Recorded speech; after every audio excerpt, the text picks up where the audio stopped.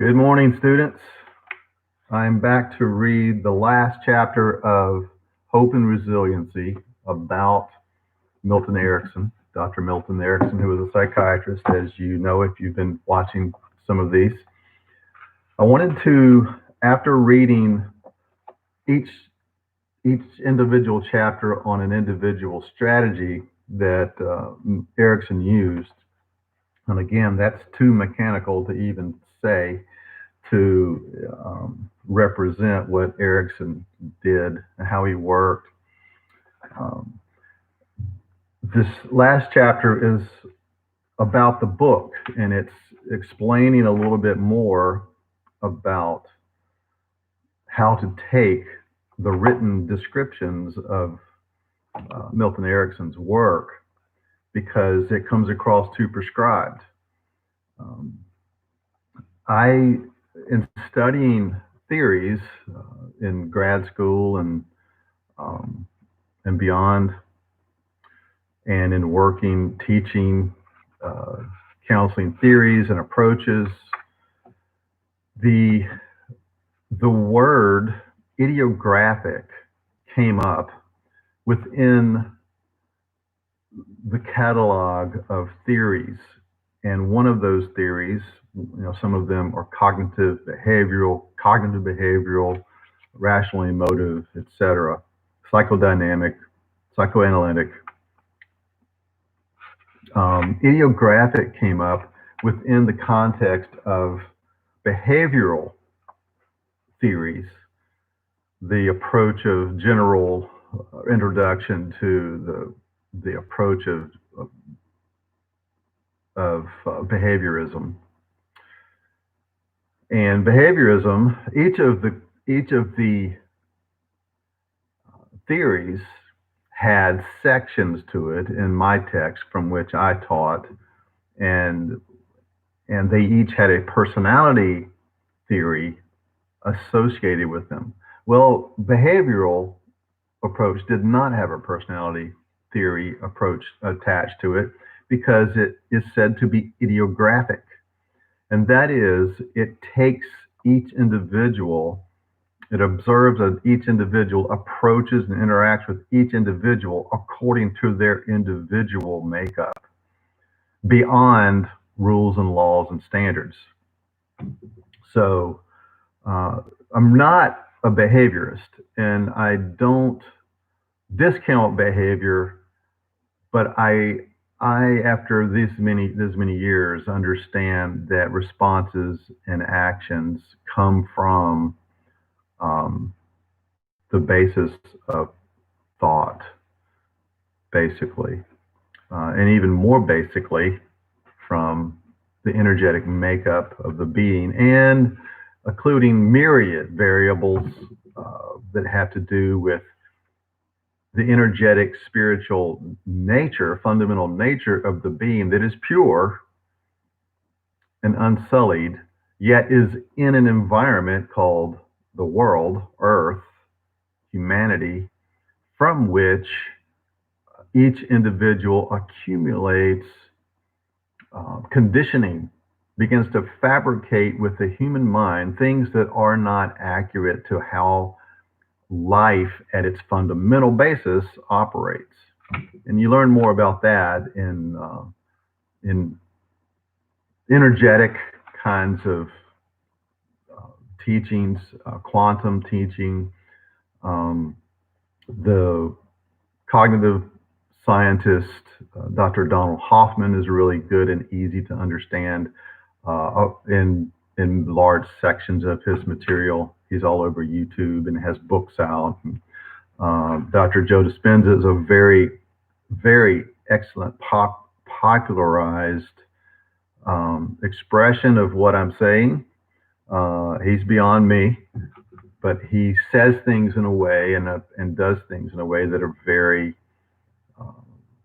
easy to grasp, very inspired.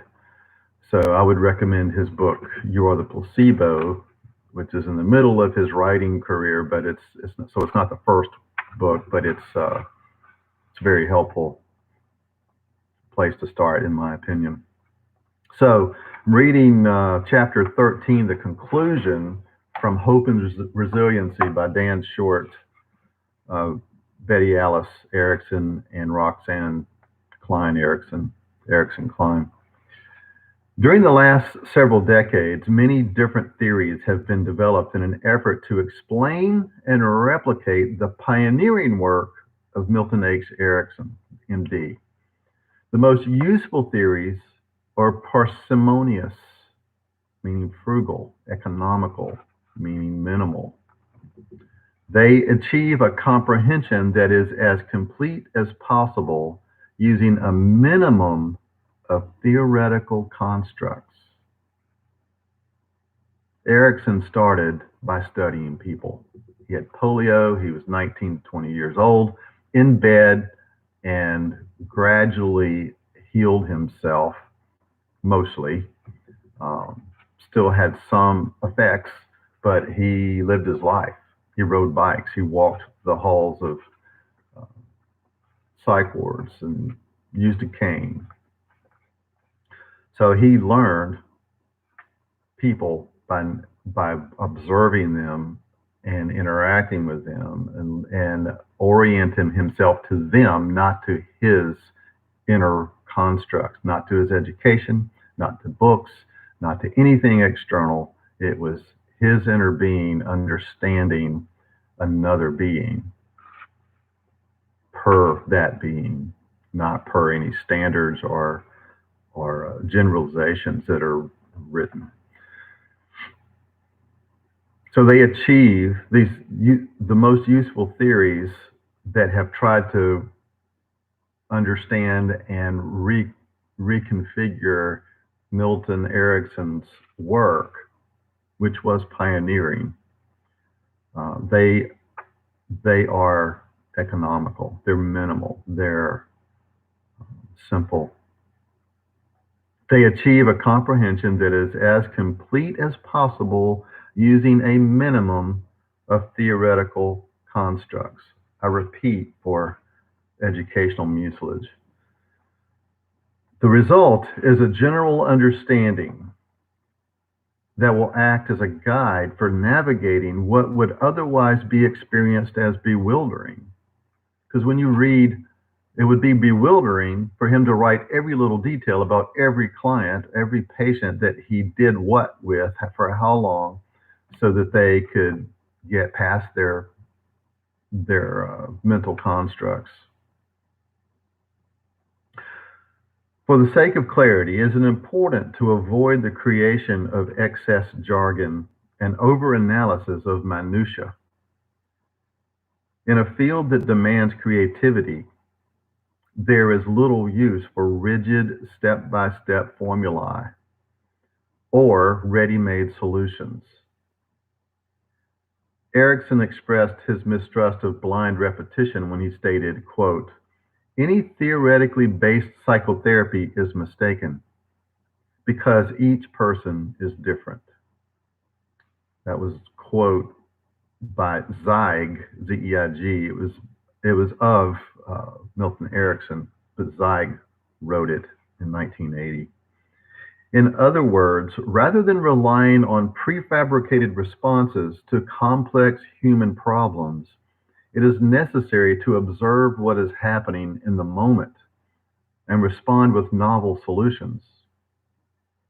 Even the most eloquent constructs become problematic if they do not leave room for innovation and refinement. This means I have to keep up with myself. I have to keep up to speed with all that I have created for myself. I have to keep getting clear every fucking day. I have to keep getting clear within myself. And interactions with other people assist with that, whether in a positive way or a negative way. Both are positive overall. Interactions help to trigger things that I would not, in my human mind, consciously go get. I have tried that, and it got me into a place of unhealthiness. So I would suggest that when we work on ourselves, interesting and enjoyable overall. Sometimes it's hell, but and it's strenuous because you have to be willing to undo yourself. You have to be willing to die. You have to be willing to lose, like the Tao would say, lose and lose and lose again, and then you come to a place of clearing, of more understanding, and that continues every day for the rest of my life because I feel more like who I am. And if I try to go backwards or try to meet someone else at a place where I've already been, it makes me want to puke. It really feels like a place of nauseating experience. So this is a dynamic life, and counseling and people helping and spiritual direction is never about your education. It is not about education. You will not get what you need to be a counselor in the classroom. It's not going to happen. I don't care how many sessions you are made to go to in that program. You have to want to, I have to want to be my pure, clear self. My job is to clarify myself. And secondarily, I sometimes get called upon to assist other people do the same, to self clarify, self develop, self refine, self clear. But it's helpful to have another person there who's not going to interject into the client's thought process and processing of their introspective places of confusion and difficulty and pain. It is important beyond everything else that we do our own work and that we continue to do our own work. And I have been to other people to facilitate for me, and I have been to other counselors when I was doing counseling per se. um, I don't do counseling anymore. I have found things that are not counseling that are far more effective for me and for the clients that I approach, or that approach me, I'm sorry, that I work with.